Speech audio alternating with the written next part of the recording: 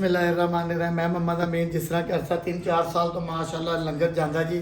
हफ्ता तवार पीर 3 दिन चंद मेरे भैन भरा ने जिन्हों की बदौलत लंगर पकता है कि अल्लाह ताला उन्होंने बहुत दे। अगर मजीद कोई जी कोई शामिल होना चाहता लंगर च मेरिया वीडियो वेख के लंगर दियाँ रेसिपियाँ देख के उन्होंने लाइक करके सबसक्राइब करके इस लंगर च शामिल हो सकता। अज तुहानूं असीं अंब का शरबत दसन लगे हैं। गर्मियां का तोहफा है। हरी मिर्च पुदीना ते काला नमक ते चीनी पा सकते हो, जां तुसीं कोई शरबत पा सकते हो। तो सब तो तरीकेकार पहले मैं एक अंब लिया उन्होंने उबालिया जिसे असी आंडा उबाली का अच्छे तरीके नरम किया। उस तो बाद इन्हूं असीं अग ते रख के इन्हूं सेकिया जिवें असीं बैंगन वगैरह भरता बनाई दा ना वो चीज़। हुण सब तो पहले असीं इन्हूं छिलांगे। छिलन तो बाद ਇਹਦਾ गुद्दा ਕੱਢਨੇ ਆ। गुद्दा ਕੱਢਣ ਤੋਂ ਬਾਅਦ ਤਰੀਕੇਕਾਰ ਕੀ ਚੀਜ਼ ਸਾਰਾ ਕੁਝ ਤੁਹਾਨੂੰ ਇੱਕ ਗਲਾਸ ਵਿੱਚ ਪਾਣੀ ਦਾ ਪਾਇਆ। ਇਹਦਾ ਗੁੱਦਾ ਮੁਕੰਮਲ ਅਸੀਂ ਅੱਛੇ ਤਰੀਕੇ ਨਾਲ ਇਹਦਾ ਸਾਰਾ ਹੀ ਕੱਢ ਲੈਣਾ, ਲਾ ਲੈਣਾ। ਅੱਜ ਕੱਲ ਅੰਬ ਜਿਹੜਾ ਕਾਫੀ ਅੰਬ ਆ ਰਹੇ ਨੇ, ਅਸੀਂ ਕੱਚਾ ਅੰਬ ਲੈਣਾ, ਦੇਸੀ ਅੰਬ ਲੈਣਾ। अगर देसी मिलेगा ਉਹਦਾ ਜ਼ਾਇਕਾ ਆਪਣਾ ਹੋਏਗਾ। ਅੰਬ ਅਜੇ ਗਰਮ ਹੈ वैसे। एक चीज़ कोई ज़ाया नहीं करनी। रिजक है, इस रिजक की खातर असी सब कुछ करने हैं।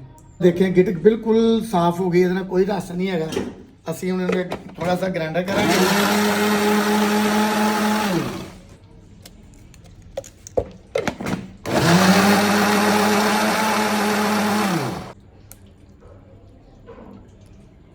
दो तो 3 चम्मच असी शरबत दे पाए ने जी। नींबू है थोड़ा जा, चंद दाने अदरक दे ने, काला नमक है। तुसी सफेद नमक भी पा सकते हो, मगर बेहतर ये ही है कि काला नमक।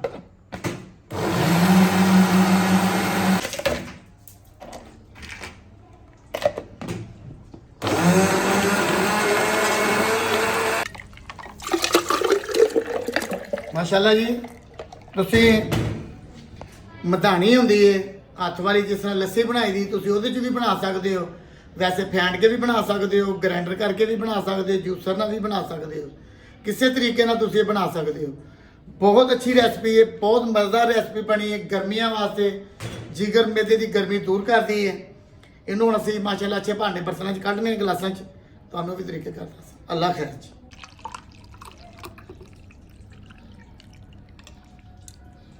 माशाल्लाह जी चेक करने बहुत घट रेसिपियाँ मैं चेक करना, अंदाजे नहीं बनाई दियाँ ने। तो माशाल्लाह मैसेज कमेंट भी आते हैं अच्छे अच्छे। तो ज़ाहिर है कि अल्लाह की ज़ात ने साड़ी ड्यूटी लाई है। तो उन्होंने पी के देखने अजान होने लग पी, नमाज का भी टाइम हो गया जी।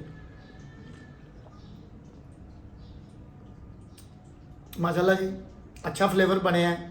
अपने मुँह से सिफतार बंदा ही करता है जो तो चेक करोगे वो गल्लां नहीं जी। कमेंट करके भी दसिया करो, लंगर च शामिल भी हो जाओ। अल्लाह खैर करे जी, आमीन।